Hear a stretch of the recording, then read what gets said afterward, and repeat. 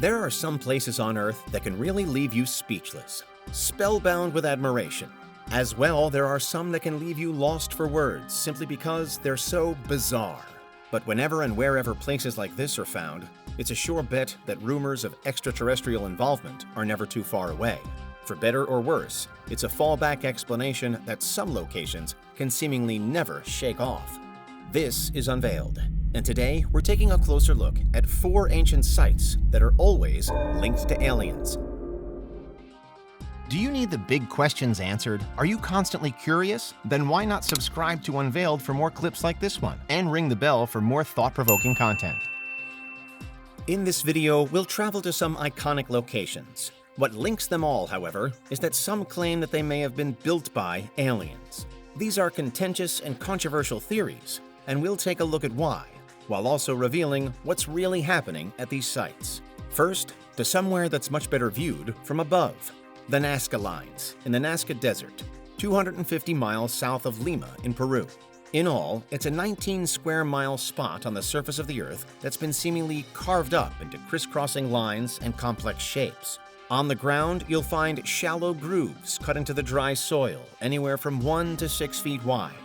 Get to higher ground, though, or get in an airplane, and it's quickly revealed that these indentations combine to form larger, recognizable pictures. Among the most famous are the spider, the condor, the giant, and the monkey. So how did they get there, and what do they signify? The alien explanation is most infamously linked to the Swiss writer Erich von Däniken, who published his best-known book, Chariots of the Gods, in 1968. Regarding the Nazca Lines, von Däniken has variously suggested that they are landing strips for incoming alien crafts. The idea is that, at some point in the distant past, extraterrestrial beings showed up in Nazca, carved the ground up into recognizable images and symbols before leaving, probably with a spaceship full of earthly resources. The theory goes that these aliens were humanoid and possibly shimmering godlike as they descended. Scientific research doesn't back von Däniken up, however. Instead, after multiple studies and decades of sample taking, the general conclusion is that the lines were made by an ancient group of plain old human beings. It's thought that they were created up to around 1,500 years ago, between and around the years 500 BCE and 500 AD. They've then remained as they are due to the Nazca region being so relentlessly dry and unchanging in terms of climate. Their purpose is still something of a mystery, though. The most widely cited and supported theories are that they may have held some kind of spiritual, religious, or ceremonial significance. That those that made them may have viewed them as a way to connect with their perceived gods, although of the non-alien variety, or, and most simply, that the Nazca Lines are and were built for the collection and irrigation of water, laid out that way for practical and decorative purposes all at once.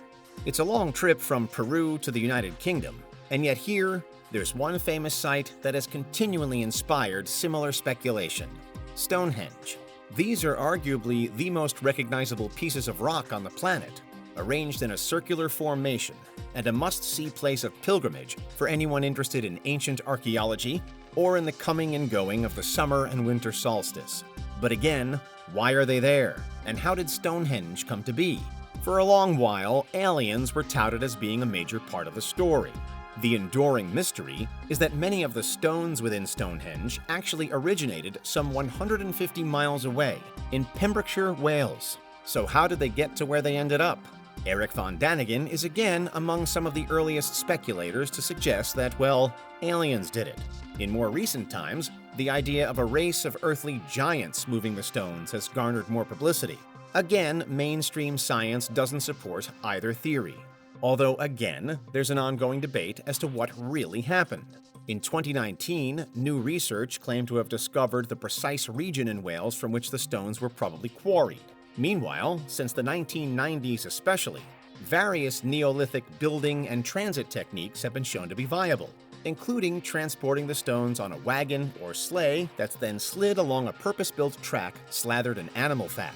It perhaps wasn't glamorous, but it was possible. And all without an alien overlord watching on and cracking the whip. Of course, another reason why sites like Stonehenge are so intriguing is because ultimately, they're not totally unique.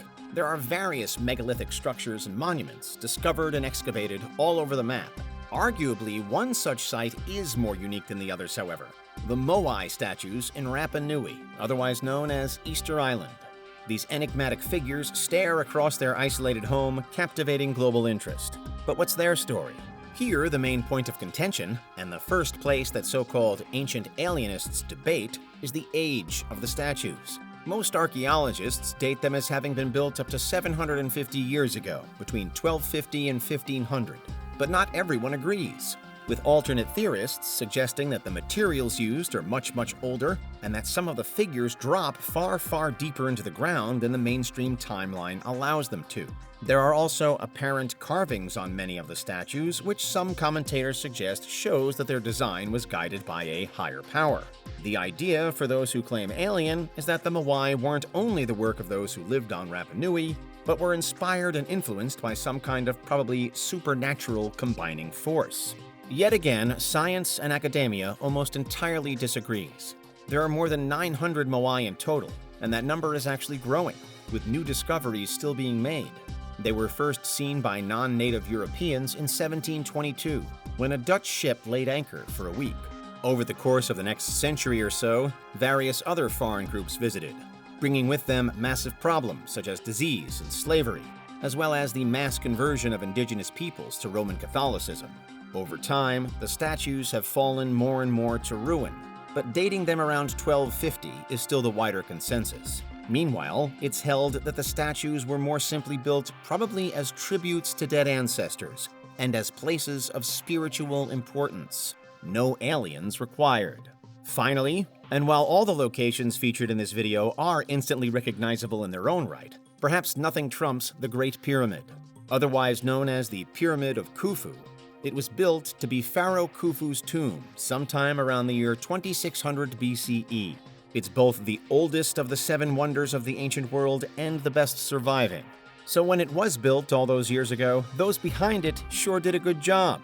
Nevertheless, question marks over its origin have been raised for decades. For those like Eric von Daniken, the Great Pyramid simply has to have been built by aliens. Its construction is too precise, too strong, and just too difficult to believe otherwise. There's also the long-debated idea that the pyramid and the two either side of it were erected in just the right positions to perfectly align with the 3 stars of Orion's belt, a concept most closely associated with the Egyptian-born Belgian writer Robert Bauval.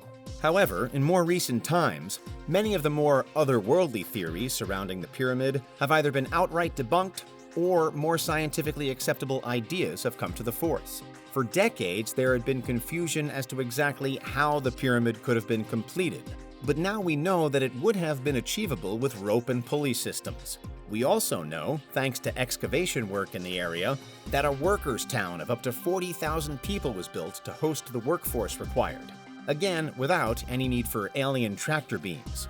After a discovery of a nearby and abandoned quarry in 2017, researchers are also confident as to exactly where the blocks of stone needed for the pyramid came from.